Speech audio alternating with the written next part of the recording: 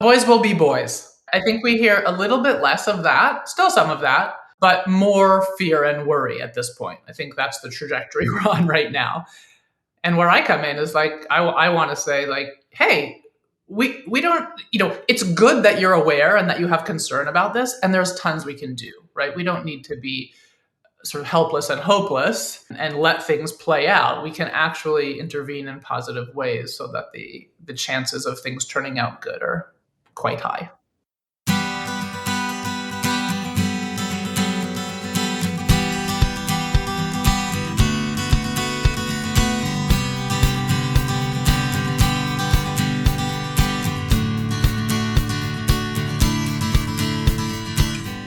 Welcome to Parent Footprint with Dr. Dan. I'm Dr. Dan. This show is about making the world a more loving, accepting, and compassionate place, one parent, one person, and one child at a time.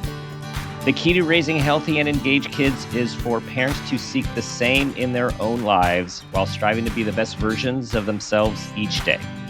No matter who you are or where you came from, with increased awareness, you can be purposeful about leaving a healthy footprint for your children, your family, and all those you care about while living your life to the fullest. Today's show is Parenting Boys Peacefully with Tosha Schore. Tosha is a mom to 3 boys and an advocate for boys and their families. She's on a mission to create a more peaceful world, one sweet boy at a time, by supporting you to care for yourself, connect with your boy deeply, set limits lovingly, and play wildly. Tosha is the creator of all things Parenting Boys Peacefully, including Parenting Boys Peacefully, a 10-day reconnect, an online group experience shared by over 15,000 parents worldwide. She's also a trainer of hand-in-hand parenting and co-author of Listen, 5 simple tools to meet your everyday challenges. Tosha is also a frequent guest expert on podcasts like ours and online and in-person conferences. Tosha, welcome back to the show. Thank you, Dan. I'm excited to be back. December of 2018 seems like another lifetime, pre-pandemic, whatever that thing was. We didn't even see that coming. We were talking about parenting to help young boys thrive. And you're still doing that and raising it to peaceful levels. I am. I'm committed. You are committed. Okay, so let's talk about the part of your bio that I did not read about is your past studies, right? So here you are, a feminist women's studies major, and transition at some point in your life to staunchly advocating for this group of little individuals, these boys in our world. How's that happen? Yeah, I know. It's a bit odd. So I mean, the backstory is that I grew up, in the San Francisco Bay Area in the 70s and 80s with my mom, and we were very involved in the women's rights movement and spent a lot of time at protests and fighting for women's rights and girls' rights. And that's how I grew up. And that was sort of how I grew into my power as a woman. And it was amazing in so many, many ways. And then I grew up and I ended up having, let me back up a little bit. I got pregnant. Yes. And there was a day when I was pregnant when all of a sudden I had this thought that was, oh my goodness, what if I have a boy? Mm-hmm. Which is like a weird thought because like, who cares really? But I'm just being honest because that's who I am. That was my thought. So what did I do? Well, I called my mom because that's always what I did. So I called my mom and I said, Mom, what if I have a boy? And just dead silence on the other end. I felt like it was years. It was probably just a few seconds. But then she said, don't worry, Tosha. We'll figure it out. But it just was a moment that made me think about how female focused my world had been. I just assumed I would have girls. It didn't even occur to me that anything else could be possible. And the problem was with all the beauty of the movement and the power that I gained from it and the freedoms that women won and are still winning, which are amazing, is that the way that I interpreted that was that there was good and evil. And maybe that was my black and white, undeveloped child's brain. But it was like, okay, like if I have power and I'm the good guy, then he's the bad guy. Right. So men or boys were kind of the bad guys in my mind.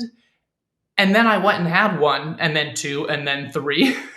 And I'm like, well, now what am I supposed to do? Because I love these beings more than anything in the world.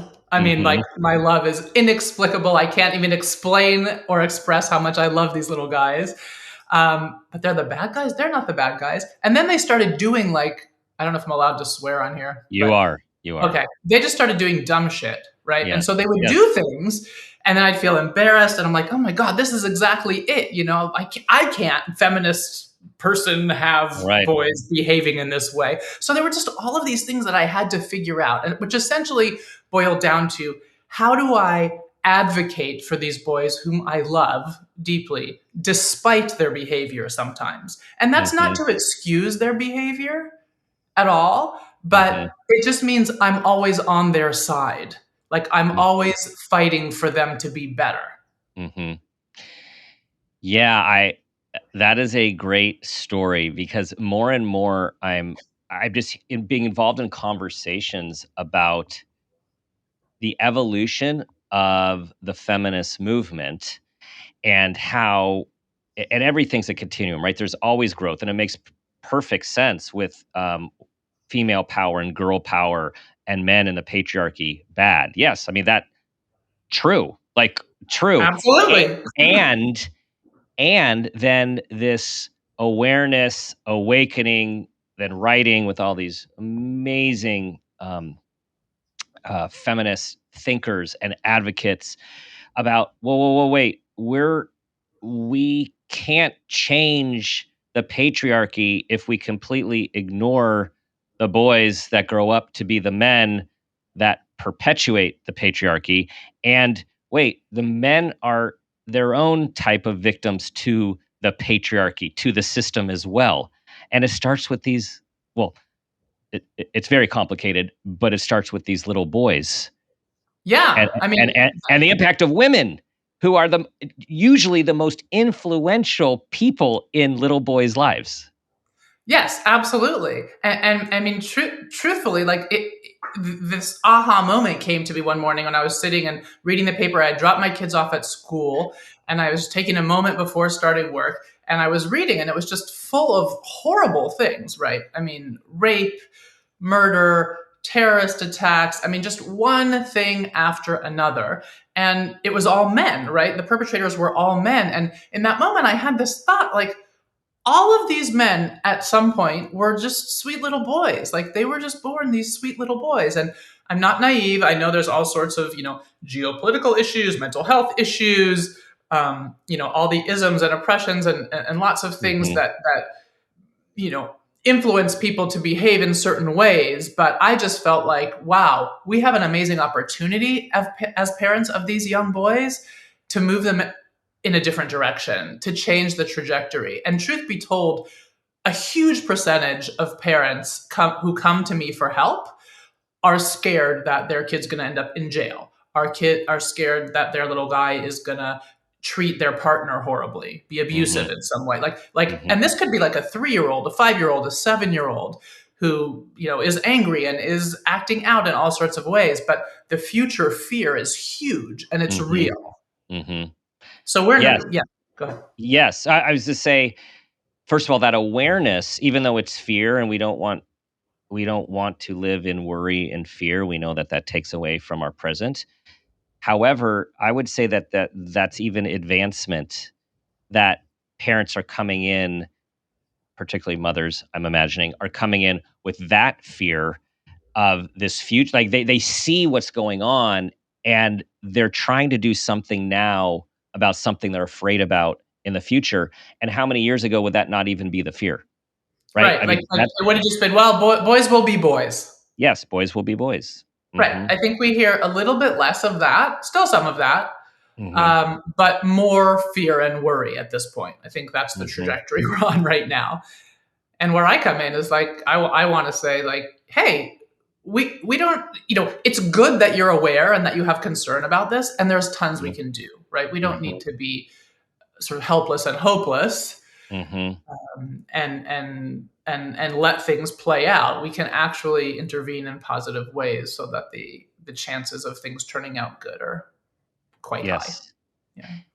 As you were raising your boys, and of course, you were very aware of all of this. I'm just curious as to how you started to see our societal and cultural expectations and systems impacting your boys while you're trying to raise them in a particular way, given your background. And it's like, is there a new enemy all of a sudden?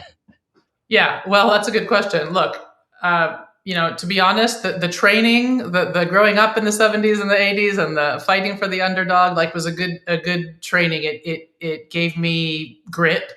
I've got tough skin. I am not afraid to speak my mind.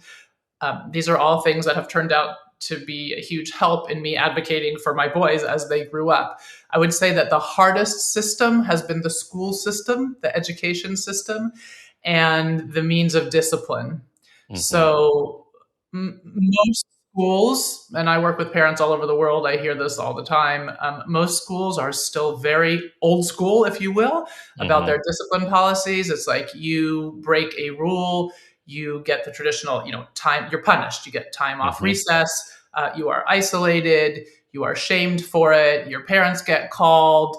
There is nothing done that's going to give this child the opportunity to do better next time.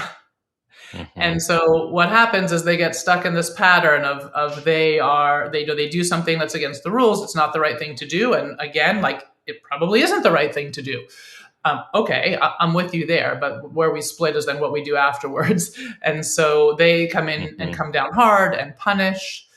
And this little guy feels bad about himself, because of course you're going to feel bad about yourself. And then the behavior gets worse because they feel more self-conscious and bad, but their self-esteem has taken a dip.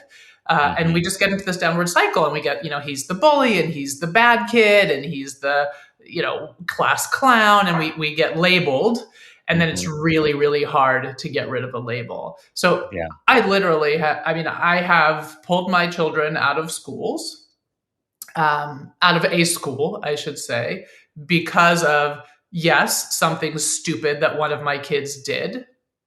But it just got to a point where I was like, my values are different than yours. My values go, okay, your values go, he did this thing, and he needs to sit out of PE for the rest of the year on the bench. To me, that's one, not giving him any reparation tools. It's not and it's also shaming. I mean, everyone's playing, and he's sitting there being shamed on the side by himself. That wasn't going to cut it. My values were like, yeah, he did something stupid, not okay. Number one, we need to look at relationship repair with this other kid. Relationship always first. Two, no shaming, because nobody can improve their behaviors from a place of feeling shamed. I certainly can't. Right? So we need to come from a place of love and understanding. And three, it's like, these are little boys, right? These are little boys. They are going to screw up. They're going to do dumb things. We all do dumb things. Where are they ever going to have the opportunity to make the mistakes and learn from them, if not in elementary school, if not in middle school, right? Where are they going to where is that going to happen? Right. We can't expect them to be perfect all the time. But we can seize every opportunity when they make a mistake to turn it into a teachable moment, to teach about relationship repair, about apology, all of those things. And it was just a huge missed opportunity. And I was just like, okay, our values don't match. Bye. I'm glad you said shame. That's the word that was going through my head. And shame is so powerful. I mean, there's talk in the literature about shame having more detrimental effects on development, on esteem, on behavior than even physical abuse. right? I mean, and I'm not, we're not talking about like which abuse is better here. It's all not good. I'm just saying that to make the point about shame is so invisible. You know, it comes generally with words, although people feel shame when they're also violated and mistreated physically, sexually as well, emotionally. The power of adults, whether it is teachers, whether it is parents, whether it's grandparents, whether it's coaches, the power of the word. I don't think like this is something we should learn in school, right? The power of the word and the impact that shaming people have that can change their trajectory. So, one of the things that parents are really surprised about when they work with me is this idea that I'm not a big talker and I don't advocate for them to be a big talker. Because I think we think about shame as being really specific shaming words, but sometimes just bringing attention back to something that a child did can feel shaming. So, like for example, if your little guy, hits his brother, for example, and you come back and you say, you know better than to do that. Now, you're not sort of saying, you should feel ashamed of yourself or something like that, but you're coming back and you're bringing his attention to the fact that he did something that in his mind he knows he shouldn't be doing. But what you're not realizing is that the premise that I work with and that I think brain science shows is that he's doing his best always. And so if we're bringing attention back to the fact that he didn't do something, but he couldn't do it, then that's a really hard place to be. Because it's like, I wanted to do better, but I couldn't. Mm-hmm. Mm-hmm. Do you see what I mean? I do. And then so now now we're taking a step back, big overview here of how do we see these kids, right? I want to go back even further to parenting boys peacefully, because I'm guessing you chose that very purposely, and what this concept means to you when you are going about the work. You're asking me what it means to me? Yeah. Yeah. So parenting boys peacefully to me is a feminist act. It's like there's a huge portion of the world, a huge population that is struggling in huge ways, struggling with addiction, struggling with suicide, struggling with all sorts of things, struggling with violence against me and us, right? I can sit here and complain about it, or I can do something about it. And so I see parenting boys peacefully as piecework, because when I, as you said in the intro, work with parents to care for themselves, connect with their boys deeply, set limits lovingly, play wildly, I'm not only bringing peace or helping them, I'm not doing it, but supporting these parents to bring peace to their families. But there's a ripple effect, right? Because if there's that peace in their family, it's going to ripple out to school. It's going to ripple out to their faith-based community, to their neighborhood. And the ripples just keep going. It's going to take a long time to break down the patriarchy, right? Mm-hmm. In the meantime, my boys are going to grow up and they're going to be a part of it by default. Mm-hmm. Well, I would love for them to use that power for good. I would love for them to have, a hugely high level of emotional intelligence so that they can make loving choices that affect everybody, positively, that don't oppress others, that don't hurt others. So that's why parenting boys peacefully. I don't think we can just be angry and blame. Mm-hmm. I think we have to give our boys tools to be able to do better. Yeah. They do need to do better, but we can't just say do better and let them go. And then when they don't, stick them in a corner.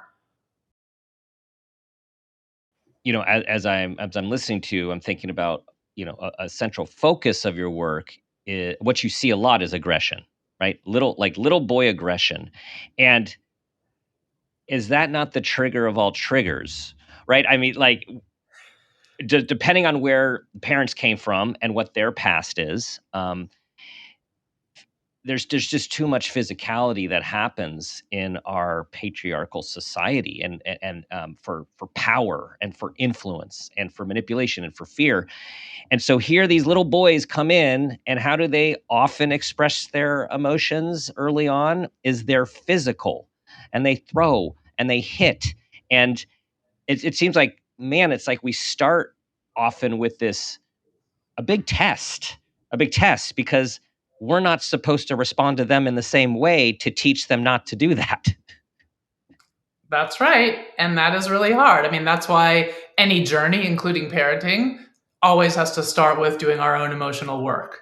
Mm-hmm. And I'm always very careful to say that doesn't mean we have to reach nirvana or heal all our old wounds before we can parent effectively. But it does mean that we can't skip that step. We can't just come in and start like holding limits and trying to fix our kids, so to speak. Like we have to take responsibility, because the truth of the matter is we don't have control over how our kids behave. Like I can't make my kid not call me horrible names. I mean, unless I'm going to tape his mouth shut, which you don't do. Right.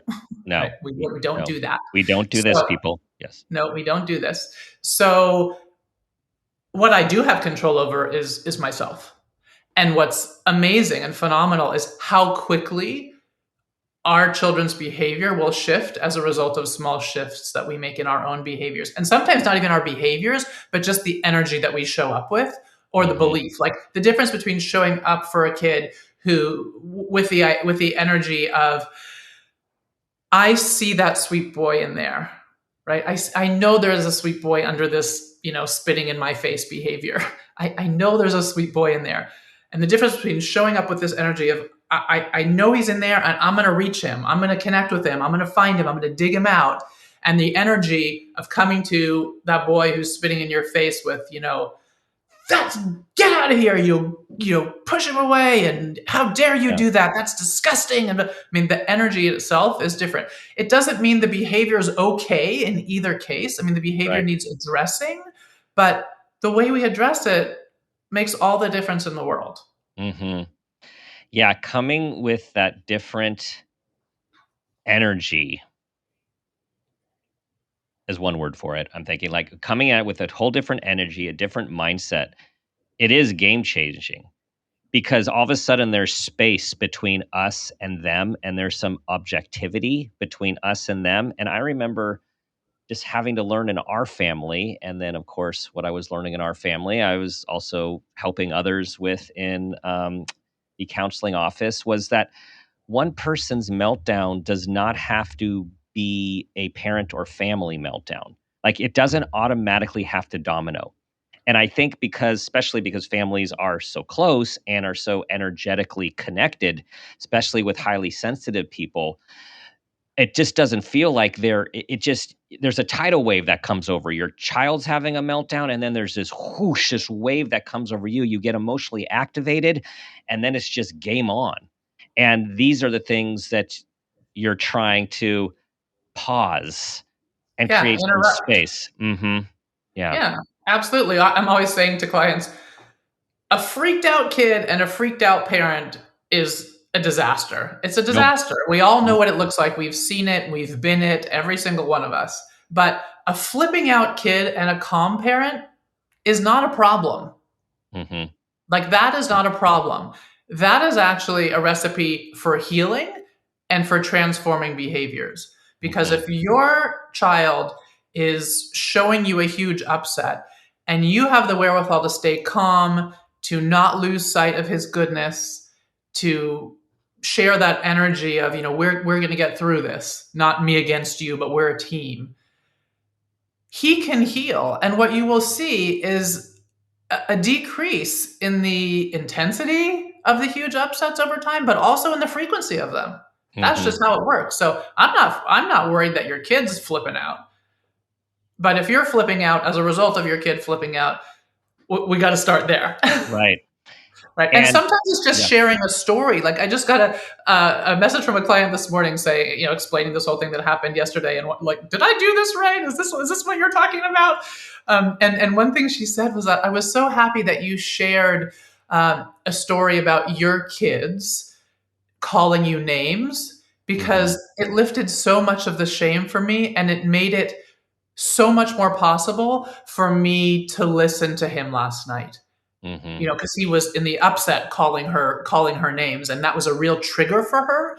And the trigger seemed to be, from shame. And so just by me sharing all the things that I've been called and that my clients have been called, and that doesn't concern me in that heat of the moment, she was able to show up with that different energy and not get hooked on whatever word was being spewed at her in that moment. And they ended up, with a really peaceful, loving end of the evening.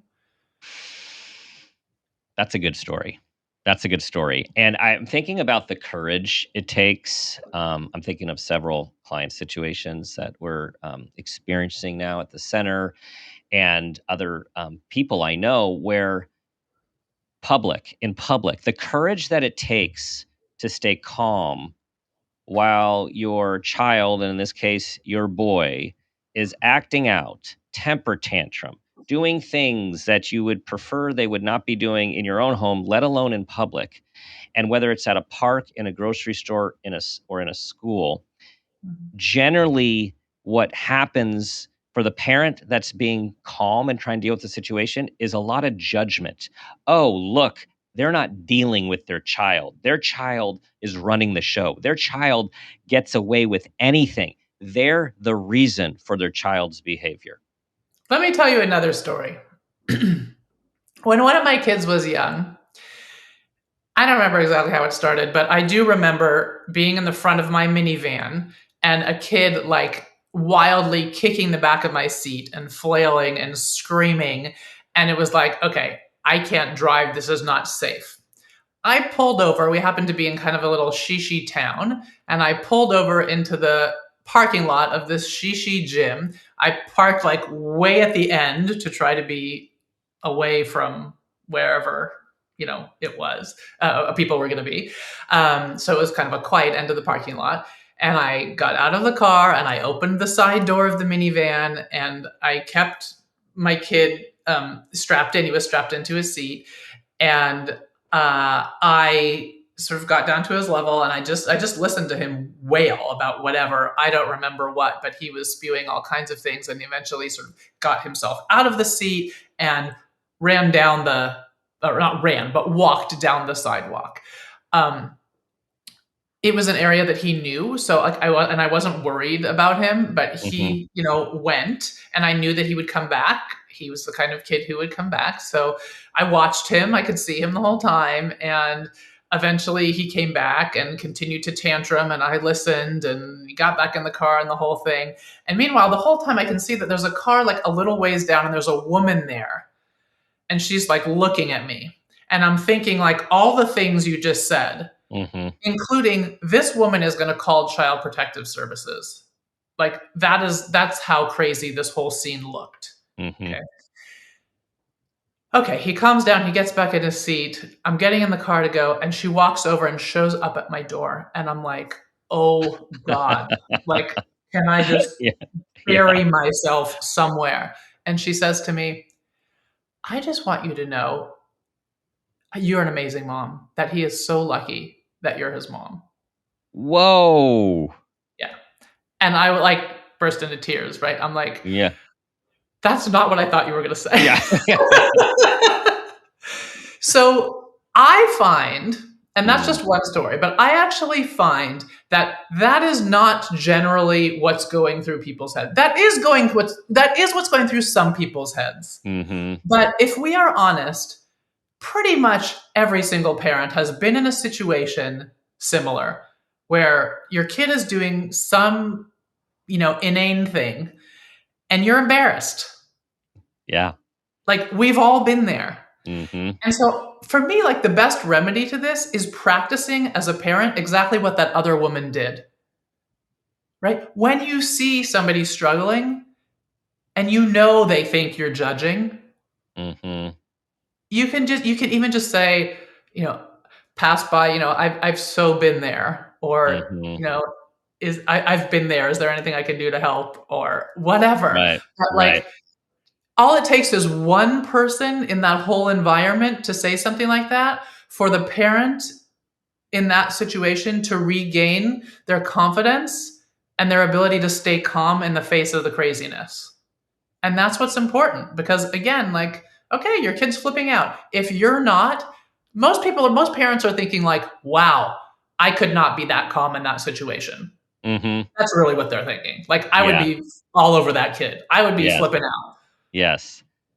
All right. I appreciate that that perspective. That that we're parents when you're doing this, and it's so hard. It's hard at home. It's even harder in public when you have an audience. But I like this idea of thinking that not only are you doing this for your child, but you're also modeling. You're modeling what should be for others as well. Right? I like there's a ripple effect that can happen that way as well. Like we can do this without reacting. And that's how we all learn best, right? That's how our Mm-hmm. kids learn best from us, not by what we say, but how we behave. Mm-hmm. And yeah, as we walk in the world, I mean, we can say, yes, I'm an upstanding citizen, or, I pay my taxes, but if I don't pay my taxes, then I Right. just don't pay my taxes, right? Or I Right. could say that I'm kind, but if I am, I talk back or I'm rude to the waiter, then my kid's not seeing me be kind. Right. Right. Right. If I tell my kid to be generous, but then I don't tip, Right. well, what are they seeing? Mm-hmm.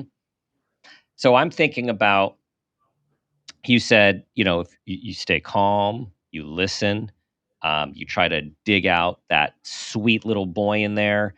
And over time, and I know I just very quickly summarized, there's way more to it, which we'll talk about. But in this little nutshell, over time, the tantrums get less severe and less frequent.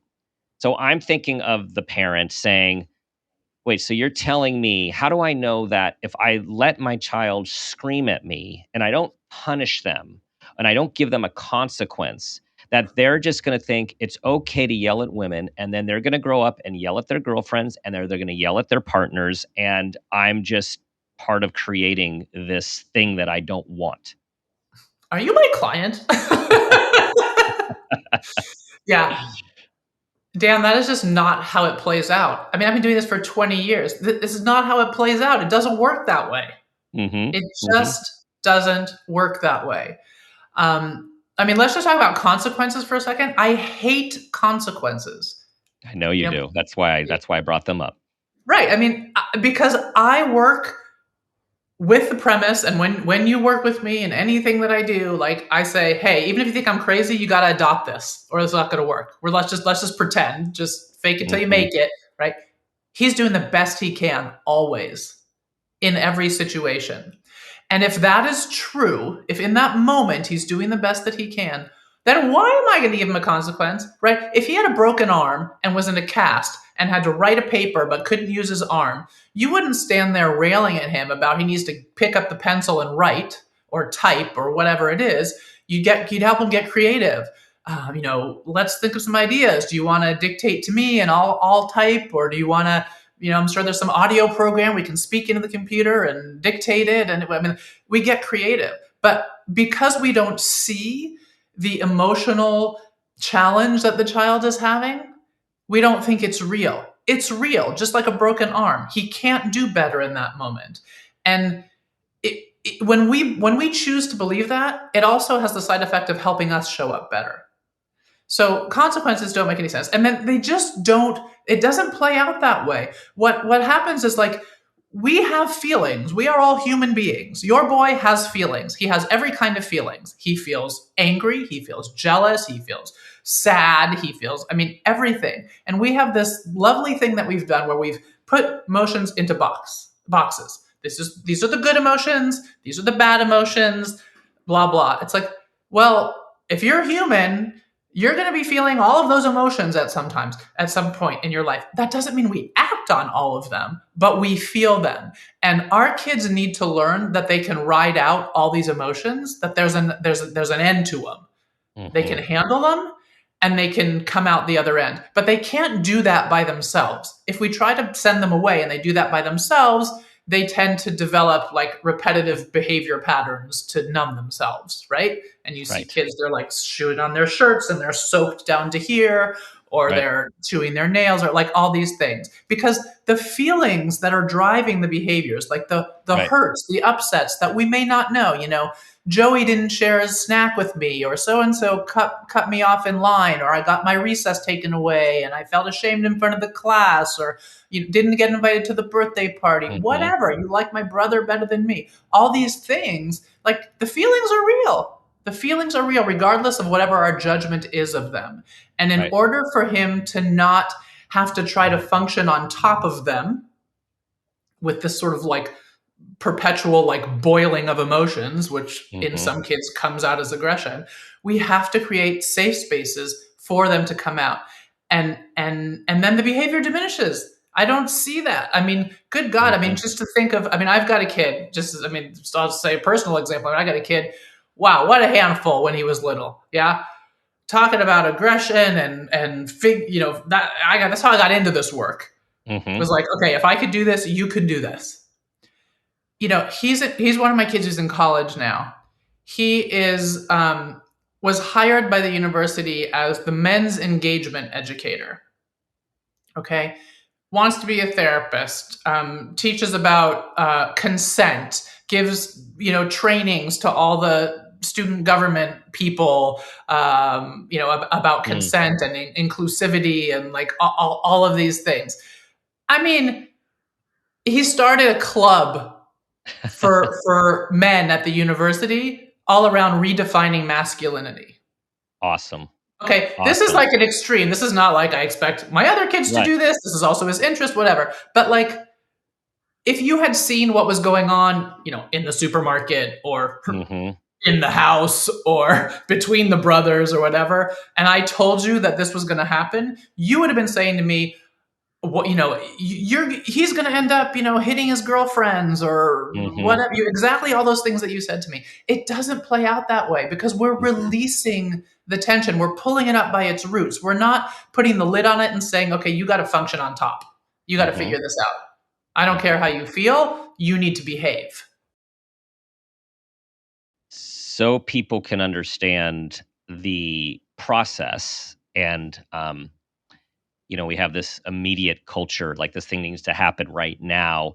Would you mind saying when, like at his trajectory, when did you start to see this shift into, from before to what he is now? Yeah. Well, I mean, so the personal shift in this case, I would say, well, let's just say the shift from me being scared and worried Mm-hmm. and feeling like, okay, people are getting like hurt in the family and I feel out of control, to not, took a few weeks, not very long. Wow. Okay. Mm-hmm. But the need to use the tools and to help him through was a years long process. Mm-hmm. Mm-hmm. Okay. And then the shift to all of this stuff was like, that was a big surprise for me too. Yeah. Not the fact that he was very sensitive. And I think this is true about many of our little boys who are struggling with aggression, is that they are highly sensitive. They are Yes. very sensitive. Um, and sometimes that's hard for us to know what to do with. Mm-hmm. Well, Yeah. and the word I'm thinking about is regulation. And a lot of these little boys have trouble regulating their big emotions and their big feelings, and it comes out as behavior. And you had talked about earlier, they're doing the best they can, and we need to understand that. So I'm thinking of a few things. One is how we can get into this frame of mind of they're doing the best they can with what they've got where they are now, and also holding on to this notion that they don't like being dysregulated and feeling like this, and becoming regulated and then being able ultimately to regulate themselves is a prize in itself. Like it's a gift in itself that just, it's like, oh man, this feels so much better. Yeah, it is. I mean, let me just ask you how many adults you know who are good at self-regulating. Yeah. Okay? Yeah. Like, we need to be clear what we're asking of these sweet boys. Mm-hmm. So, I mean, I want them to be able to regulate, but they need to co-regulate. They're not going to self-regulate when they're 3, 4, 5, 10. They need our brains, which is why the work starts with us. Yeah. So the biggest tip that I can give around this is figure out how to get yourself to calm, Mm-hmm. and that will create huge change in and of itself. Yeah. It's not about self-regulation. Like that will come in time. That'll also come with brain development. Yes. But in the meantime, we need to preserve their self esteem. We need to preserve their relationships with other people, Yes. siblings, us, friends. Like Yes. I think we need to see our role a little bit differently. Yes. And You're also, right. one other thing is that the expectation, I think a lot of times, with girls, and it's sort of like this boy girl thing, and obviously everything I'm saying is relevant to all genders, but I definitely see this pattern that when a girl is struggling, even with aggression or hard behaviors, the tendency for us is to ask what's going on that's causing her to behave this way. Right. And the tendency with our boys is for us to ask what is wrong with him. And I Right. think we need to look good and hard at that because a lot of times we Mm. are asking something of them that they are not yet capable of doing, which in effect is just setting them up for failure over and over again, which is just dinging their self esteem over and over again and Yes. making all the behaviors worse because when we don't feel good about ourselves, whether we're 10 or 50, we don't act very nice.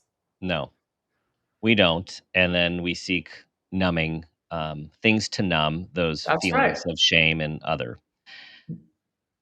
You're triggering some memories of when it like starts with us. With I'm having this memory. It was a short period of time with one of our, I would say, most spirited children, and there was these two situations. I was in alone with this child, and I was so exasperated by the response and the willfulness in these two situations that I was rendered almost like I was exhausted. I was just exhausted. There were two situations that I felt like completely out of control.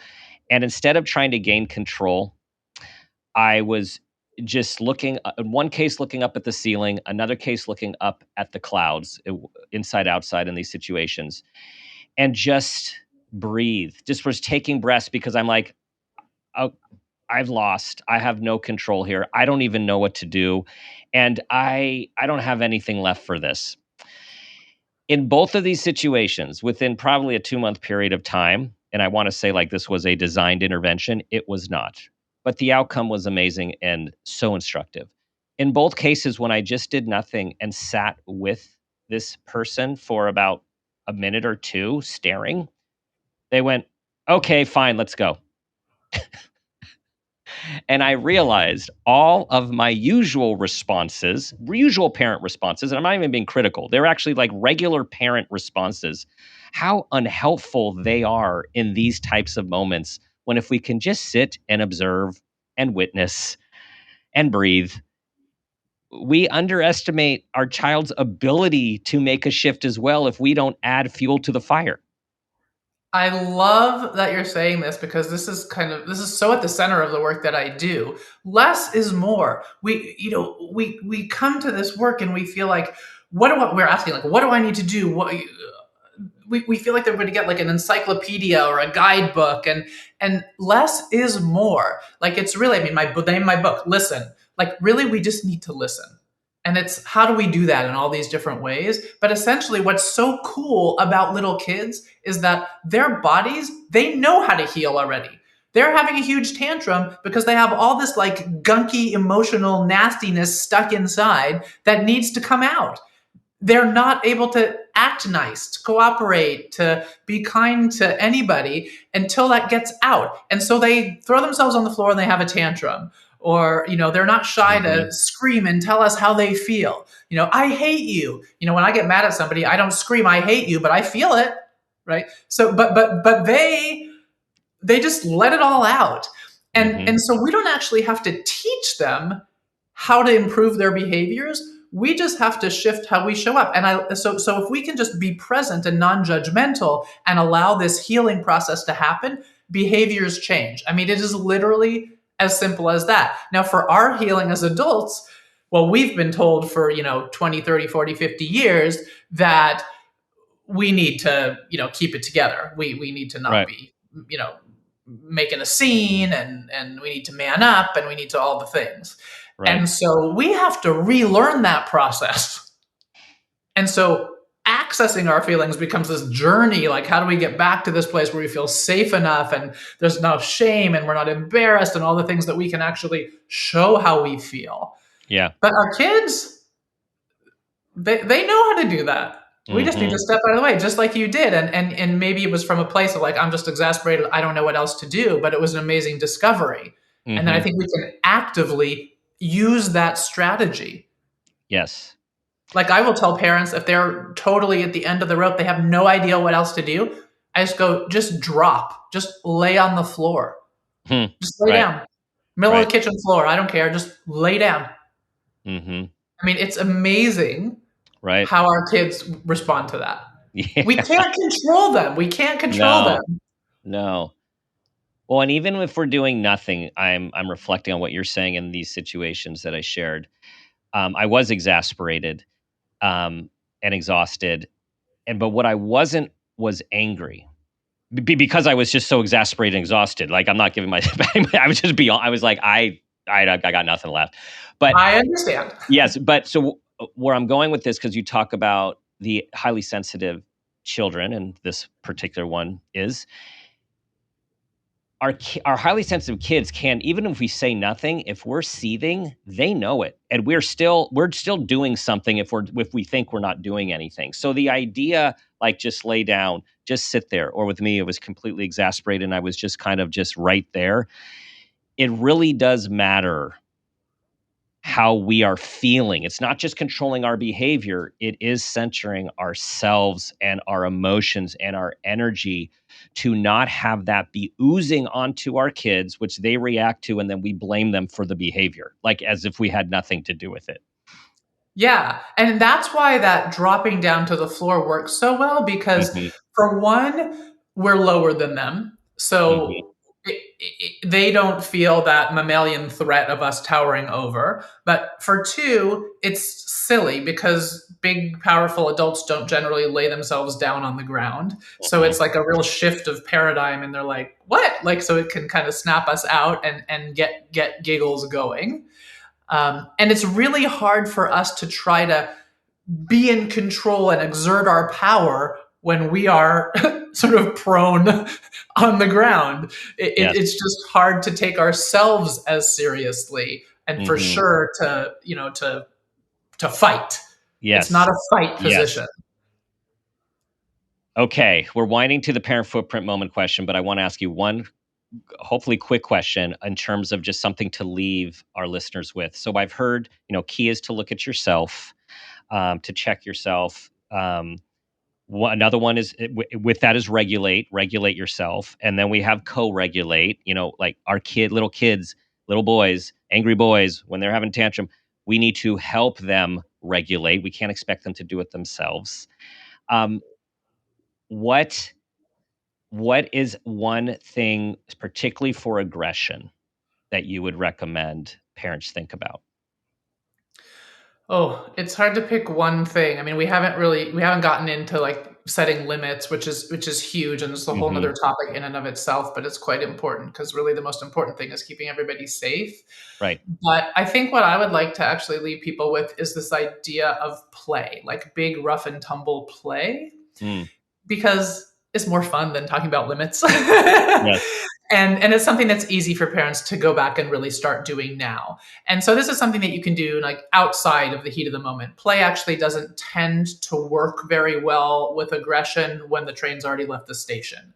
But it can often work well if you grab the moment or seize the moment when you first get that pit in your stomach, like, oh God, like this is going to go south. But it's also something that you can just do in general. So I'm looking at on my floor in my office. I guess you can't see me, but I have these indoor snowballs. I don't know if you're familiar with those, but they're these super Yeah. fun. They like make that yummy crunch sound, like when you squeeze them with your hand, just like Yep. a real snowball does.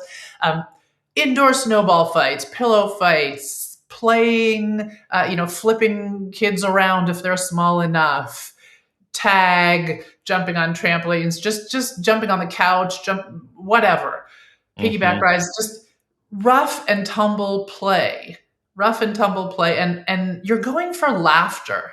You're Mm-hmm. going for laughter. Yeah. You're not doing this play to overpower your child. You really want to keep yourself in check. It's about having a good time. It's not about you winning. Some of Yes. us, like me, can get very competitive, and we have to remind ourselves, like, okay, I don't need to win. I'm Yes. out here to have a good time. So you're looking for laughter and you're chasing it, not by Laughter. tickling because that's Yes. disempowering, but Yes. other kinds of play, big play, and you want to get the laughter going because the truth is, and we talk about this, but what I've seen is most aggression is some kind of fear in disguise.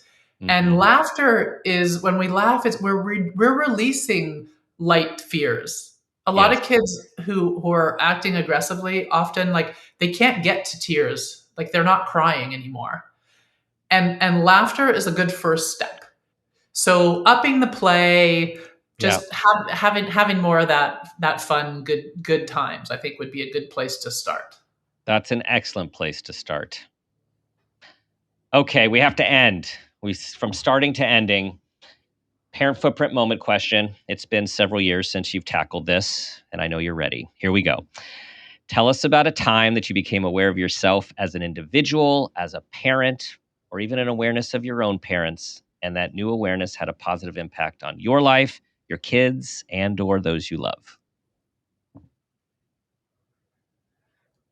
Oh my goodness. I'm going to have to Flooding. have you ask me that question again. That was very Okay. long and Yes. complicated. Ask Okay. me again. Here we go. Tell us about a time that you became aware of yourself as an individual, as a parent, or even had this awareness of your own parents. And that awareness, that new awareness, had a positive impact on your life, your kids, or those you love. Okay.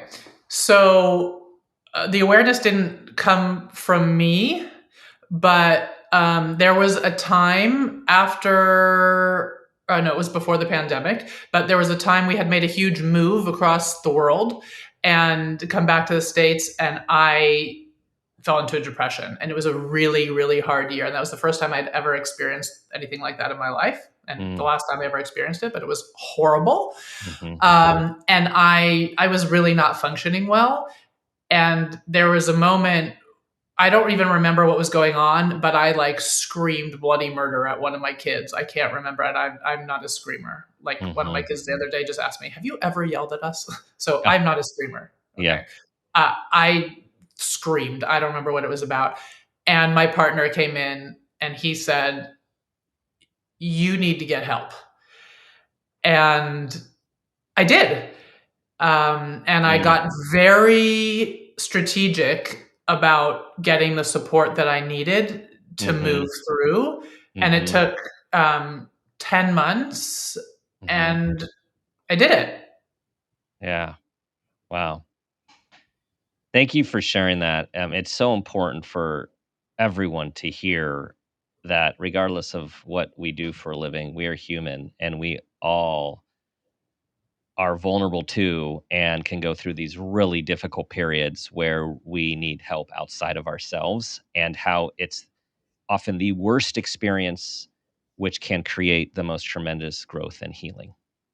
Yes, and I want to share this in particular on this podcast and talking about boys because I think one of the biggest gifts that we can give our sweet boys is the notion that it is brave to reach out for help. Yes. Like if there's Yes. one thing that Yes. I love, it's like when one of my boys calls me and says, "I think I want to talk to a therapist about this," or "I think I need, help with this." And I go, Yes. "Absolutely. Like, let's get you the help you need." I Yeah. love that.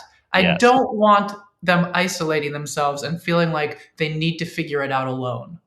Yes. So important.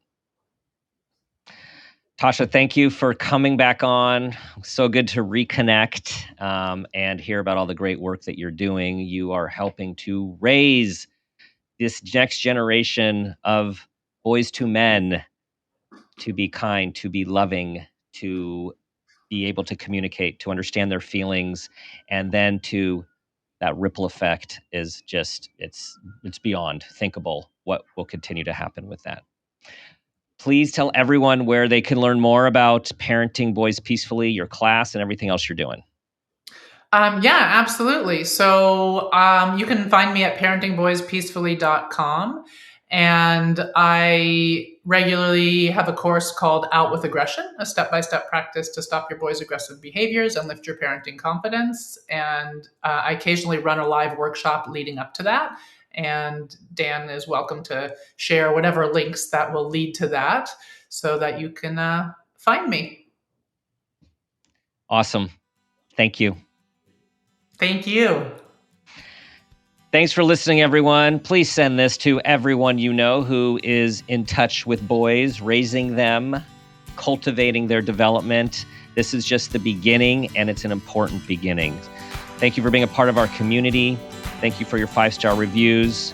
You know the 2 things I'm going to ask you to do. Be the person. Try to be that person you want your child to become, and ask yourself the guiding question: what footprint do you want to leave?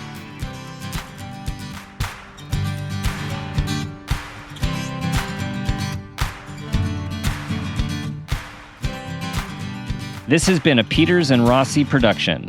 Parent Footprint with Dr. Dan is produced by Laura Rossi. Our engineer is Phil Rossi. Theme music is Strummerman, composed and performed by Pro Tunes. Artwork is by Garrett Ross. Follow us on Instagram and Facebook at Parent Footprint Podcast, and on Twitter at Dr. Dan Peters. For more information, go to exactlyrightmedia.com.